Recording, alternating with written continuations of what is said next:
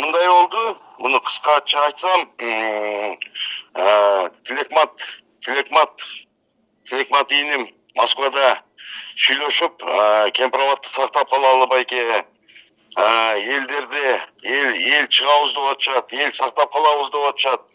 Елдерге şu тамак ашына муктаж болуп, бензиндердин акчалары жок. Бул жерден Tilekmat айрылды.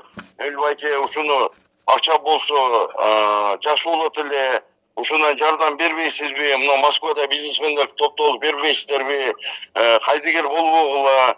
Кемпироват Кыргызстандыкы, биздики дегенинен мен ошого буну елди чыгарып, биз үнүбүздү бийликке жеткиребиз, үнүбүздү жогорку кеңешке жеткиребиз. Жогорку кеңештен ошо ратификациядан өткөрбөйбүз. Жерде 500 000 тууралуу сөз эмес, мен азыр эсимден деле чыгып калды, 2 жылдан ашып калды уже. 500 000 эмес, бир 2-3 миллион тууралуу моундай сөз болгон. 2-3 миллион тууралуу сөз болгондо мен айттым, өзүмдүн жеке катары өтөн жерде жашасам да деп, мен өзүмүн Москвада турсак да биз ошол жерде Tilekmat менен Кыргызстандан мен 500 000 сом акча бирөөдөн алдыртып бердеткенмин, айткан адамына. Ал ошол 500 000 акча берилген. Андан кийин $10,000 тууралуу ошол эле убакытта болуп атат. Эмне кайсы жерден бул алданып калдымбы деп, $10,000 тууралуу мындай болду. Tilekmat айтты, Элбайке мен деди, барам деди, өзүм Кыргызстанга учуп барам. Элдер нааразылар көп аябай. Ошол Кемпироватка мен өзүм барып дагы элдер менен жолугушуп, элдерди Кемпироватты сактап калганы элдер өздөрү кайрылып атат мага. Тыйындан өзүмдө тыйын болсо жакшы болот жанымда деп. Ал жерде дагы $10,000 тууралуу сөз эмес, ал жерде көбүрөөк сумма тууралуу сөз болсо керек эле, эсимде.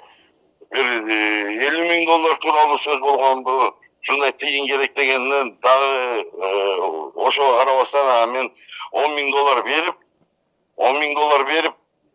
мен Кыргызстанга кеттим. Мага мен кийин түшүнүп калдым, бул киши Tilekmat иним кантип ушу Кыргызстандан ошол чыгып калды, кантип келип калды, кандай уруксат берилип калды деп кийин түшүнүп калдым да. Ошондо $10,000 берип мен өзүм аэропортко, мен Кыргызстанга кеттим, Алматага учамын. Сиз билесиз, граница жабык, мени камайт. Мен Алматага учамын, Алматадан Кыргызстанга портко өзүм узатканмын. Тууралуу Орзайым Нарматова эмнегедир ушундай бир жомоктогудай эле болду. Ошондо Tilekmat менен Орозайым, Илгиз, Төлөт болуп биз бергенибизде Кемпироват сактоо боюнча, Кемпироватты коргоо боюнча кайрылуу бергенбиз. Кайрылуу бергенден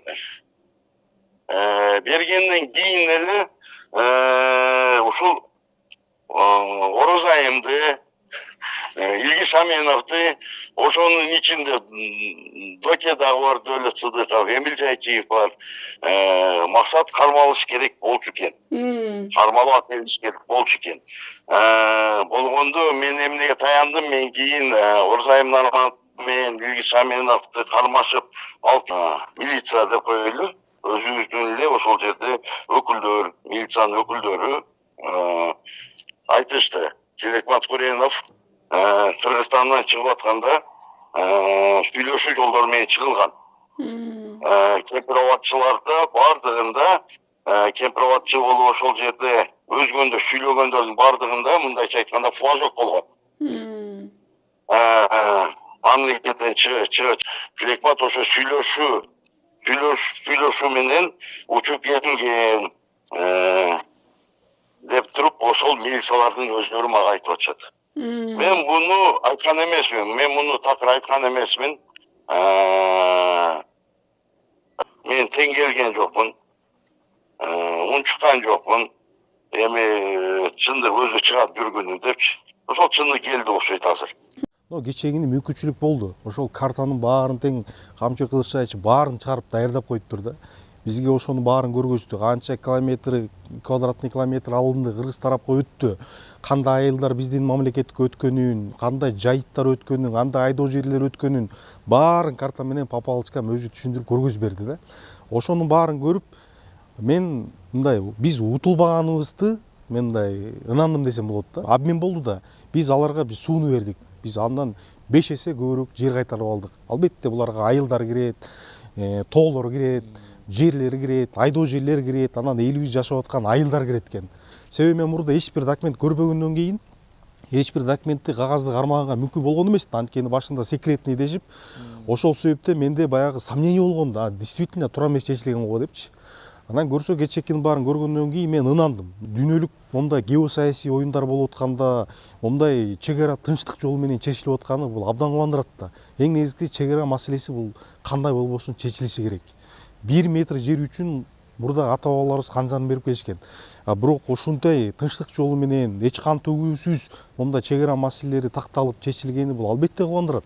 Анткени баягы оондун секретары дагы Гутершин дагы айтып атпайбы? Ушундай силер чек араны тынчтык жолу менен чечкениңер абдан бизди таң калтырды депчи. Анткени дүйнөдө согушуп, кырылышып, ок атышып, анан канчалаган адамдардын, жарандардын каны төгүлүп анан чечилип атат. Силер башка өлкөлөргө пример көргөздүңөр деп өткөндө айтып кетти ал киши дагы. Мына түрк тилдүү уюмунун дагы төрагасы дагы ушул бизде өткөндө Эрдоган баш болуп ушул маселе боюнча кубаттап кетиптир. Бул албетте колдоого аларлык нерсе да.